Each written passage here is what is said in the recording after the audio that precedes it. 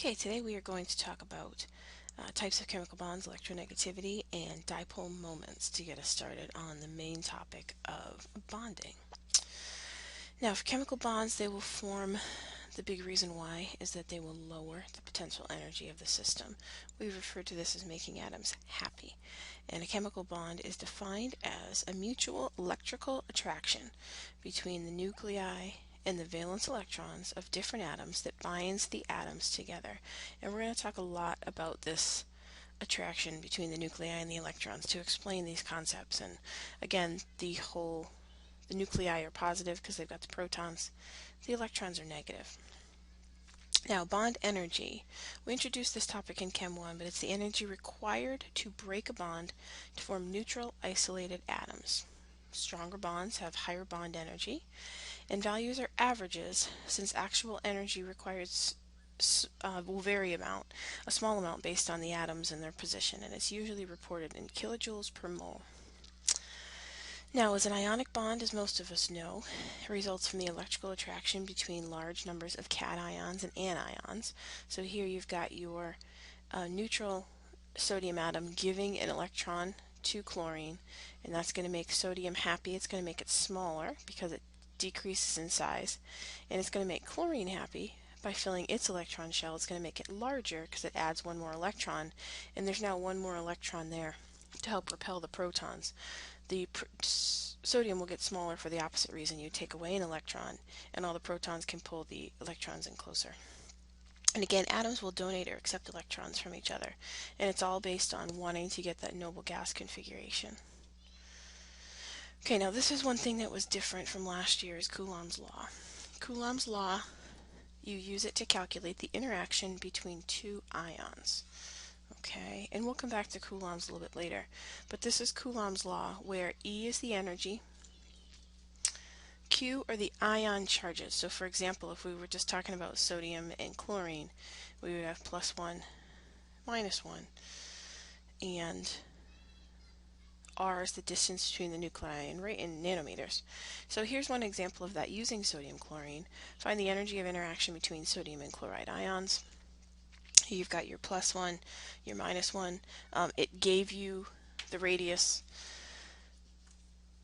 in angstroms, which is another unit, and then as you can see, you just can slide that over to get its nanometers. And we're going to have a negative sign because since the energy has been lowered, it's exothermic. Okay, again, by the sodium and chloride ions coming together, it's lowering the overall energy of the system, it's making them happy, and that's usually an exothermic process. Here comes that thermo again. A positive sign would be from repulsion, where the same charges were there and require the endothermic. And what we're going to start to think about now is that if reactions would automatically happen or spontaneously happen, those are usually exothermic. Endothermic is just going to require additional energy, so they may not necessarily be spontaneous. Formation of a covalent bond. This is just showing the interaction. Here the atoms are so far apart that they can't really interact with each other. Okay, so they're too far. Here the atoms begin to interact. They start to move closer together, but it's still the attractive forces that are overriding the repulsive forces. We did this last year. Over here they're too close. So in this part the repulsive would be overriding the attractive, And here's where they're just right. Okay, I like to think of it as Goldilocks and the Three Bears, where you have too close, too far apart, and just right. So that's, and remember the whole point is this is also the lowest overall energy. Where they reach their bond length is the lowest overall energy that makes them the happiest. Alright, this is also showing you how covalent bonds form. Approaching nuclei and electron clouds are attracted to each other. They're trying to decrease the potential energy. The electron cloud is negative. The nucleus is positive. You've got the repulsion between the same charged molecules, or particles rather, and then you've got the attraction between the negative and the positive, and you got to get to that place where it balances. Okay, and again, the two ones that are the same will increase potential energy, and you're just trying to find that balance.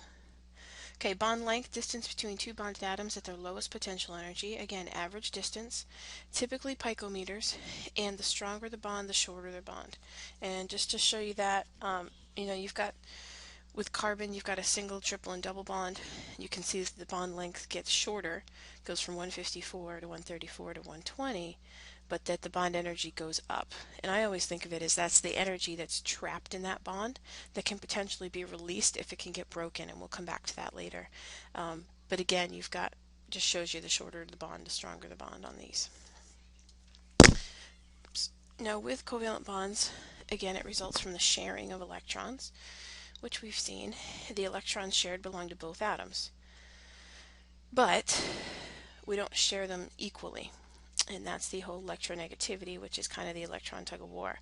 And usually we did these nice, neat, pretty categories last year, but the reality of it is that it's really one long continuum, and the bonds usually fall somewhere in the middle, where you've got non-polar covalent bonds where the electrons are shared evenly or equally, polar covalent bond where they're shared unequally.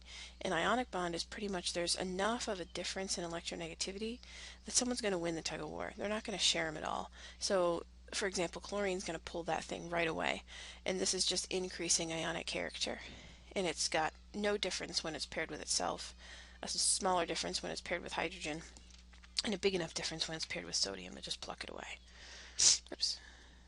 Okay, now electronegativity only applies when an atom is in a compound, and again, it's a measure of how strongly an atom attracts electrons when it's in a compound. Fluorine is the most electronegative element. It's assigned a 4.0. All the others are determined based on comparison. This is a chart. You can find one in your book as well, because there will be times when you need electronegativity values. And the big kicker here is that we talked about this last unit as well, but fluorine is 4.0. Oxygen and nitrogen are really the three biggies when we talk about being the most electronegative. Chlorine's up there as well, but usually these are the three we talk about. And then you've got decreasing as you go across the periodic table. Okay, polar covalent bonds are when things are shared unevenly, and they're a pretty decent difference in electronegativity. Nonpolar are when they are shared evenly, and these pictures are just representations of what the electron cloud would look like. This would be a negative side of the atom. This would be a positive side, simply because the atom is pulling the electron in that direction. Excuse me. All right, and again, this just kind of summarizes the whole ionic versus covalent. This is a covalent bond that's sharing electrons. It's a simplified version, but you get the point across. Ionic bonds with the transfer of electrons. And typically, just as a reminder for our patterns, our covalents usually happen between nonmetals, and a metal and nonmetal is usually going to give us ionic. Now here is our differences, and last year I think I made it easier in terms of giving you strict cutoffs, but for ionic, if the difference is greater than 1.7, it's going to be an ionic bond. If it's between 0.3 to 1.7, it's polar covalent, and it's nonpolar covalent if it's from 0 to 0.3. And again, this also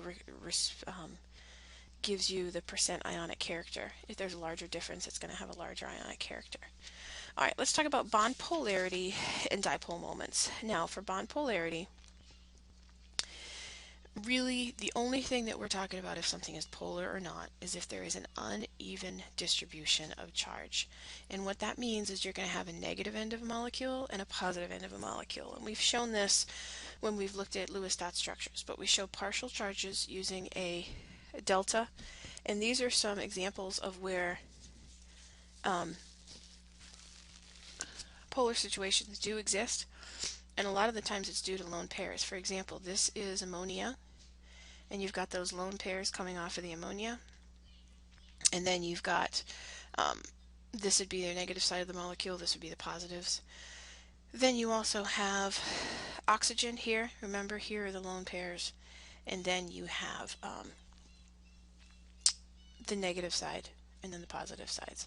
Now, carbon dioxide is a little bit different. It's not the lone pairs, it's the fact that oxygen is more electronegative. And since oxygen is more electronegative, it's going to pull the electrons closer to it, and carbon will be positive. For example, put these bonds in order of polarity. These are all the electronegativity values. Here are the answers. Okay, so if we had to rank them, um, this is actually the largest. So I guess I did these opposite, but this is the largest polarity difference because you got 1.9, and then you get all the way down to when hydrogen is bonded to itself, which is the smallest, and that is a difference of 0. Okay, so this would be the most polar molecule, this would be the least polar molecule, and we're going to talk about intermolecular forces as well. And then some more practice, determine which type of bond the following ones come in to. And this is pretty simple, so I'm just going to kind of bring all these up and talk about them. You would be given, one of the big thing here is you would be given electronegativity values. The only ones that you should really know are that fluorine is 4.0. You also should know oxygen and nitrogen are the most electronegative, but you may have those memorized. But I'm not going to ask you to rattle them off. And again, you just look at the differences. If it's 0.4, it's polar covalent, 1.8, ionic, and you always want to make these positive differences or take the absolute value. Polar covalent, etc., etc. You guys can see the difference on those. This one is equal to 0.2, which would make it non-polar covalent. Okay, the way that we draw a dipole moment, if something has an imbalance in electrons, so if something is polar, we say it has a dipole moment. And all the dipole moment is we essentially draw an arrow to the negative side. So we represent it by an arrow from the positive center to the negative center. So here's oxygen. We know that here's the lone pairs. So all we do is we say yes, it has a dipole moment, and we draw this little over arrow. Okay, this is one of those things that people tend to overthink. If it is polar, then it has a dipole moment. That's it. If it's not polar, there's no dipole moment. So example, which molecules have one? Typically any diatomic molecule with a polar bond, because there's only 2 there. So if someone's going to win the tug of war, then it's going to go that way. And some polyatomic molecules can if their polar bonds don't cancel out. For example, nitrogen and hydrogen is the same bond, but it's got these lone pairs up here. So that's why you're going to have the dipole moment going in this direction. And some polyatomic molecules with polar bonds do not have a dipole moment. And here's why. And I guess I kind of overgeneralized a little bit earlier. But if it's a linear with 2 identical bonds, technically oxygen is pulling this way and it's pulling this way. However, they cancel each other out. So although this is a polar bond, okay, there is a difference in polarity here. It's not going to have a dipole moment because these will cancel each other out. So you can see both arrows here. Essentially there needs to be one side of the molecule that wins. And over here, there's no winner. Everybody ties. And so same thing if it's trigonoplanar with 3 identical bonds, tetrahedral. Here's your little hint. We're going to start talking about geometry again, so if you want to dig that out, but I'll give you a chart too that you can look at. This is just a summary chart that comes from your textbook actually. About polar versus nonpolar, and which of the following molecules show the direction of the bond polarity. So if you have hydrochloric acid, it's going to be a difference of 0.9, which puts it in polar covalent. So we draw the arrow from the positive to the negative side. Yes, it has a dipole moment. Diatomic chlorine, they're equal, so there is no dipole moment. The sulfur trioxide, it's a difference of 1, so it's a polar bond. However, even though this is a double bond, we treat the difference between them the same, so they're all going to cancel out, so there is no dipole moment. Okay, if there was a lone pair, excuse me, off of the sulfur, which we saw like in ammonia, then that's part of the reason that that's different. Okay, then you've got methane, which is CH4. 1 central hydrogen. There is a small difference, so they're polar bonds, but there's no dipole moment because they all cancel out. Then you've got hydrogen disulfide or hydrogen sulfide gas, where the difference is there, but the other thing that you're going to have is these lone pairs. Oops, let's see if it'll let me. There we go. You've got the lone pairs here, and so that's the other reason why that is going to be a negative side and a positive side. Thank you, honey.